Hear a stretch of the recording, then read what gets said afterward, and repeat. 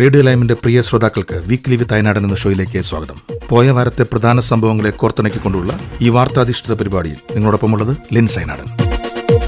ലോകത്തെ നടുക്കിയ ഒരു വലിയ ആകാശ ദുരന്തത്തിന് പോയ വാരം സാക്ഷിയായി. ഗുജറാത്തിലെ അഹമ്മദാബാദിൽ എയർ ഇന്ത്യ വിമാനം തകർന്നു വീണു. മെഗാനി നഗറിന് സമീപം പറന്നുയർന്ന് അല്പസമയത്തിനുള്ളിലാണ് വിമാനം തകർന്നു വീണത്. വിമാനത്താവളത്തിന് സമീപം ജനവാസ മേഖലയിലായിരുന്നു സംഭവം.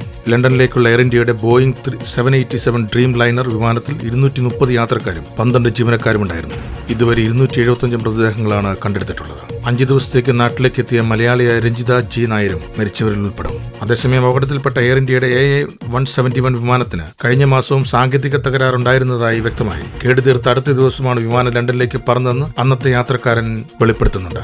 മെയ് 1 ഉച്ചതിരിഞ്ഞ് 1:10 പുറപ്പെടേണ്ട വിമാനത്തിൽ സമയമായിട്ടും ബോർഡിംഗ് തുടങ്ങിയിട്ടില്ല. അകത്ത് കയറ്റിയപ്പോൾ ആകട്ടെ 2 മണിക്കൂറോളം കാത്തിരിക്കേണ്ടി വന്നെന്നും യാത്രക്കാരനായ ശരത് റാവൽ പറയുന്നു.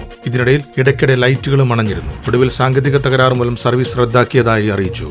അതേസമയം അഹമ്മദാബാദ് ദുരന്തത്തിൽപ്പെട്ട ബോയിംഗ് 787-8 ഡ്രീം ലൈനർ വിമാനങ്ങളുടെ ശ്രേണി താൽക്കാലികമായി സർവീസ് നിർത്തിവെച്ചേക്കുമെന്നാണ് റിപ്പോർട്ട്. 787 ഡ്രീം ലൈനർ വിമാനത്തിന്റെ സുരക്ഷാ പരിശോധന നടത്തണമെന്ന് directorate general of civil aviation air ഇന്ത്യക്ക് നിർദ്ദേശം നൽകിയിട്ടുണ്ട്. അതിനിടെ ഇന്ത്യൻ വിമാന കമ്പനികളുടെ 787 വിമാനങ്ങളുടെ സർവീസുകൾ സുരക്ഷാ പരിശോധനകൾക്ക് ശേഷം തുടരാൻ കേന്ദ്ര സർക്കാർ ആലോചിക്കുന്നതായാണ് വിവരം. ഇന്ത്യയും US തമ്മിൽ ഇക്കാര്യത്തിൽ ചർച്ച നടക്കുന്നുണ്ടെന്നാണ് സൂചന. പശ്ചിമേഷ്യയിൽ സംഘർഷം രൂക്ഷമാകുന്നു. ഇറാനും ഇസ്രായേലും തമ്മിലുള്ള സംഘർഷം യുദ്ധത്തിലേക്ക് നീങ്ങുന്നുവെന്ന ഭീതിയിലാണ് ലോകം. ഇറാനിലെ ആണവ സൈനിക കേന്ദ്രങ്ങൾ ആക്രമിച്ച് ഇസ്രായേലായിരുന്നു സംഘർഷങ്ങൾക്ക് തുടക്കം കുറിച്ചത്. ഇറാന്റെ വ്യോമ കേന്ദ്രങ്ങളിലും ഇസ്രായേൽ ആക്രമണം നടത്തി. ഇസ്രായേൽ ആക്രമണങ്ങൾക്ക് തിരിച്ചടിയുമായി ഇറാനും രംഗത്ത് വന്നതോടെ പശ്ചിമേഷ്യ യുദ്ധഭീതിയിലാണ്. ഇസ്രായേലിലേക്ക് ബാലിസ്റ്റിക് മിസൈലുകൾ ഉപയോഗിച്ച് ശക്തമായ ആക്രമണമാണ് ഇറാൻ നടത്തിയത്. ഇസ്രായേലിന്റെ പ്രധാന നഗരങ്ങളായ ടെല്ലവീവിലും ജെറുസലേമിലും ഇറാന്റെ ആക്രമണത്തിൽ നാശനഷ്ടങ്ങൾ സംഭവിച്ചതായാണ് റിപ്പോർട്ട്. ഇറാന്റെ ആക്രമണം ഇസ്രായേൽ സ്ഥിരീകരിച്ചിട്ടുണ്ട്.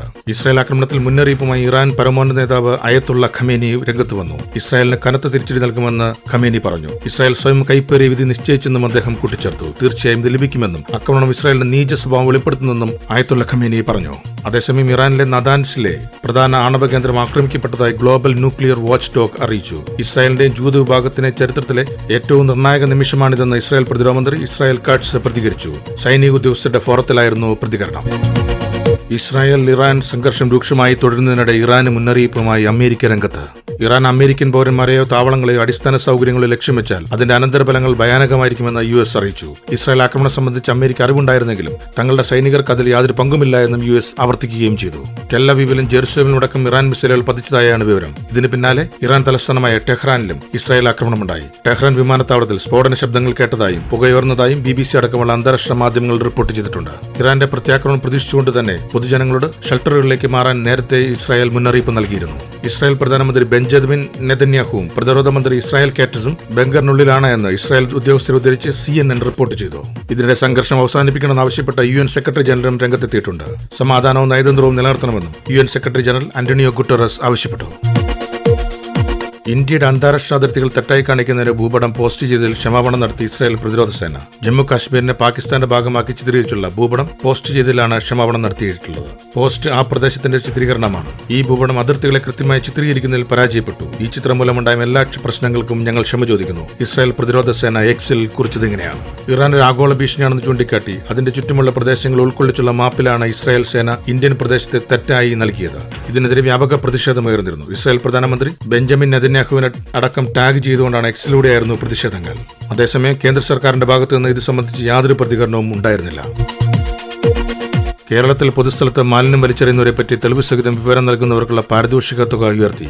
ഇനി മുതൽ വിവരം നൽകുന്നവർക്ക് പിഴത്തുകയുടെ 4/1 നൽകാൻ തദ്ദേശ വകുപ്പ് തീരുമാനിച്ചു. പൊതുസ്ഥലത്ത് മാലിന്യം തള്ളുന്നത് റിപ്പോർട്ട് ചെയ്യുന്നതിൽ ജനപങ്കാളിത്തം വർദ്ധിപ്പിക്കാനുള്ള നീക്കത്തിന്റെ ഭാഗമായാണ് തീരുമാനം. വിവരം നൽകുന്നവർക്ക് ഇതുവരെ 2500 രൂപയായിരുന്നു നൽകിയിരുന്നത്. ഗുരുതര കുറ്റകൃത്യത്തെക്കുറിച്ച് അറിയിക്കുന്നവർക്ക് ഉയർന്ന പാരിതോഷികം നൽകുമെന്ന് മന്ത്രി MP രാജേഷ് പറഞ്ഞു.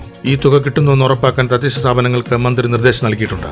ഹരിതകർമ്മ സേനാംഗങ്ങൾ, NSS വോളണ്ടിയർമാർ, SPC കേഡറ്റുകൾ, കോളേജ് വിദ്യാർത്ഥികൾ തുടങ്ങി സമൂഹത്തിൽ എല്ലാ വിഭാഗം ജനങ്ങളെയും നിരീക്ഷണ സംവിധാനത്തിന്റെ ഭാഗമാക്കും. പ്രിൻസിപ്പൽ ഡയറക്ടറേറ്റിൽ കൺട്രോൾ റൂമും സജ്ജമാക്കിയിട്ടുണ്ട്. മാലിന്യം വലിച്ചെറിയുകയോ കത്തിക്കുകയോ ചെയ്താൽ വ്യക്തികൾക്കും സ്ഥാപനങ്ങൾക്കും നിലവിൽ 5000 രൂപ വരെയാണ് പിഴ. മലിനജലം പൊതുസ്ഥലത്തേക്കോ ജലാശയത്തിലേക്കോ ഒഴുക്കിയാൽ 5000 രൂപ മുതൽ 50000 രൂപ വരെയാണ് പിഴ. ചവറോ വിസർജ്യ വസ്തുക്കളോ ജലാശയത്തിൽ നിക്ഷേപിച്ചാൽ 10000 രൂപ മുതൽ 50000 രൂപ വരെ പിഴയും 1 വർഷം വരെ തടവും ലഭിക്കും. മാലിന്യം വലിച്ചെറിയുന്നതും പൊതുസ്ഥലത്തെ മാലിന്യ നിക്ഷേപം സംബന്ധിച്ചുള്ള 8674 പരാതികളാണ് ഇതുവരെ ലഭിച്ചിട്ടുള്ളത്. ഏറ്റവും അധികം പരാതികൾ ലഭിച്ചിട്ടുള്ളത് എറണാകുളം, തിരുവനന്തപുരം ജില്ലകളിൽ നിന്നാണ്. അഹമ്മദാബാദ് വിമാനാപകടത്തിൽ മരിച്ച പത്തനംതിട്ട സ്വദേശിനി രഞ്ജിതയ്ക്കെതിരെ സമൂഹ മാധ്യമത്തിൽ അവഹേളന പരാമർശം നടത്തിയ സംഭവത്തിൽ Vellarikkundu taluk office junior superintendent പവിത്രനെ പോലീസ് കസ്റ്റഡിയിലെടുത്തു. ഇയാൾ ജോലി ചെയ്യുന്ന താലൂക്ക് ഓഫീസിലെത്തിയാണ് പോലീസ് കസ്റ്റഡിയിലെടുത്തത്. രഞ്ജിതയ്ക്കെതിരെ അവഹേളന പരാമർശത്തിന് പിന്നാലെ ഇയാളെ അന്വേഷണ വിധേയമായി സസ്പെൻഡ് ചെയ്തിരുന്നു. അഹമ്മദാബാദിലുണ്ടായ വിമാനാപകടത്തിൽ രഞ്ജിത മരണപ്പെട്ട വാർത്ത പുറത്തുവന്നതിന് പിന്നാലെയായിരുന്നു സർക്കാർ ഉദ്യോഗസ്ഥൻ അവഹേളനവുമായി രംഗത്തെത്തിയത്. ഫേസ്ബുക്കിൽ പങ്കുവച്ച കമന്റിൽ തീർത്തും മോശമായ പരാമർശമായിരുന്നു ഇയാൾ നടത്തിയത്. സംഭവം വിവാദമായതോടെ ഇയാൾക്കെതിരെ വകുപ്പ് നടപടി സ്വീകരിക്കുകയായിരുന്നു. ഹീനമായ നടപടിയാണ് ഉദ്യോഗസ്ഥന്റെ ഭാഗത്തുനിന്നുണ്ടായതെന്ന് മന്ത്രി രാജൻ പ്രതികരിച്ചു. മനുഷ്യത്വരഹിത നടപടിയെന്നായിരുന്നു ആരോഗ്യവകുപ്പ് മന്ത്രി വീണ ജോർജ് പറഞ്ഞത്. മുമ്പ് റവന്യൂ മന്ത്രിയായിരുന്ന ഇ ചന്ദ്രശേഖരനെ സോഷ്യൽ മീഡിയയിലൂടെ അവഹേളിച്ചതിന് ഇയാളെ സസ്പെൻഡ് ചെയ്തിട്ടുണ്ട്. സർക്കാർ ജോലിയിൽ പ്രവേശിക്കാനുള്ള അനുമതി ലഭിച്ചതിനെ തുടർന്ന് അതിന്റെ നടപടിക്രമങ്ങൾക്കായിട്ടായിരുന്നു ചുരുങ്ങിയ ദിവസത്തെ അവധിക്കായി രഞ്ജിത നാട്ടിലെത്തിയത്. ലണ്ടനിൽ തിരികെ എത്തി നടപടിക്രമങ്ങൾ പൂർത്തിയാക്കി വീണ്ടും നാട്ടിലെത്തി സർക്കാർ ജോലിയിൽ പ്രവേശിക്കാനായിരുന്നു രഞ്ജിത തീരുമാനിച്ചിരുന്നത്. ആ യാത്രയിലാണ് ഈ ദാരുണാന്ത്യം സംഭവിച്ചത്. കായിക വിശേഷങ്ങൾ. ലോക ടെസ്റ്റ് ചാമ്പ്യൻഷിപ്പ് ഫൈനലിന് വേദിയാകാനുള്ള BCCI നീക്കത്തിന് തിരിച്ചടി. അടുത്ത 3 ടെസ്റ്റ് ചാമ്പ്യൻഷിപ്പ് ഫൈനലുകളും ഇംഗ്ലണ്ടിൽ തന്നെ നടത്താനാണ് ICCയുടെ നീക്കം. ഇക്കാര്യം ICC ഇംഗ്ലണ്ട് ക്രിക്കറ്റ് ബോർഡിനെ അറിയിച്ചിട്ടുണ്ട്. അടുത്ത മാസം സിംഗപ്പൂരിൽ ICCയുടെ വാർഷിക പൊതുയോഗത്തിൽ ഇക്കാര്യത്തിൽ തീരുമാനമുണ്ടായിരിക്കും. ടെലിഗ്രാഫ് പത്രമാണ് ഇക്കാര്യം റിപ്പോർട്ട് ചെയ്തിരിക്കുന്നത്. 2027, 2029, 2031 വർഷങ്ങളിലാണ് ഇനി ലോക ടെസ്റ്റ് ചാമ്പ്യൻഷിപ്പ് ഫൈനൽ നടക്കുന്നത്. ഈ മാസം 20 തുടങ്ങുന്ന ഇന്ത്യ ഇംഗ്ലണ്ട് ടെസ്റ്റ് പരമ്പരയോടെ 4ാം ടെസ്റ്റ് ചാമ്പ്യൻഷിപ്പിന് തുടക്കമാകും. ഈ സീസണിന്റെ ഫൈനൽ 2027 ജൂൺ മാസത്തിലാകും നടക്കുക. ഈ ഫൈനലിൽ വേദിയൊരുക്കാൻ താൽപര്യമുണ്ടെന്ന് BCCI നേരത്തെ ICCയെ അറിയിച്ചിരുന്നു. എന്നാൽ ജൂണിൽ ഇന്ത്യയിൽ മഴക്കാലമായതിനാൽ ടെസ്റ്റ് ചാമ്പ്യൻഷിപ്പ് ഫൈനൽ നടത്തുന്നത് തിരിച്ചടിയാകുമെന്നാണ് വിലയിരുത്തൽ. 2019 ലോക ടെസ്റ്റ് ചാമ്പ്യൻഷിപ്പിന് തുടക്കമായത്. 2 വർഷം നീളുന്ന മത്സരക്രമങ്ങൾക്കൊടുവിൽ ടെസ്റ്റ് ചാമ്പ്യൻഷിപ്പ് ഫൈനൽ നടക്കുന്നത്. 2026 ഫിഫ ലോകകപ്പിന് യോഗ്യത നേടി ബ്രസീൽ. ബുധനാഴ്ച നടന്ന ലോകകപ്പ് യോഗ്യതാ പോരാട്ടത്തിൽ പരാഗ്വയെ കീഴടക്കിയാണ് മുൻ ലോക ചാമ്പ്യന്മാർ ലോകകപ്പിന് ടിക്കറ്റ് എടുത്തത്. വിനീഷ്യസ് ജൂനിയറിന്റെ ഒറ്റ ഗോളിലാണ് കാനറിപ്പട വിജയവും ലോകകപ്പ് യോഗ്യതയും നേടിയത്. ഇതോടെ ഒരു ചരിത്ര റെക്കോർഡും ബ്രസീലിന് സ്വന്തമായി. ഇതുവരെയുള്ള ലോകകപ്പിന്റെ എല്ലാ പതിപ്പിലും യോഗ്യത നേടുന്ന ഒരേയൊരു ദേശീയ ടീമായി മാറിയിരിക്കുകയാണ് ബ്രസീൽ. 1930 മുതൽ 2026 വരെയുള്ള എല്ലാ ഫുട്ബോൾ ലോകകപ്പിനും ബ്രസീൽ യോഗ്യത നേടിക്കഴിഞ്ഞു. 5 ലോകകപ്പ് സ്വന്തമായിട്ടുള്ള ബ്രസീൽ തന്നെയാണ് ഏറ്റവും കൂടുതൽ ലോക ചാമ്പ്യന്മാരായ ടീമും. ഇതിഹാസ പരിശീലകൻ കാർലോ അഞ്ചലോട്ടിക്ക് കീഴിൽ ബ്രസീൽ സ്വന്തമാക്കുന്ന ആദ്യ ജയം കൂടിയാണിത്.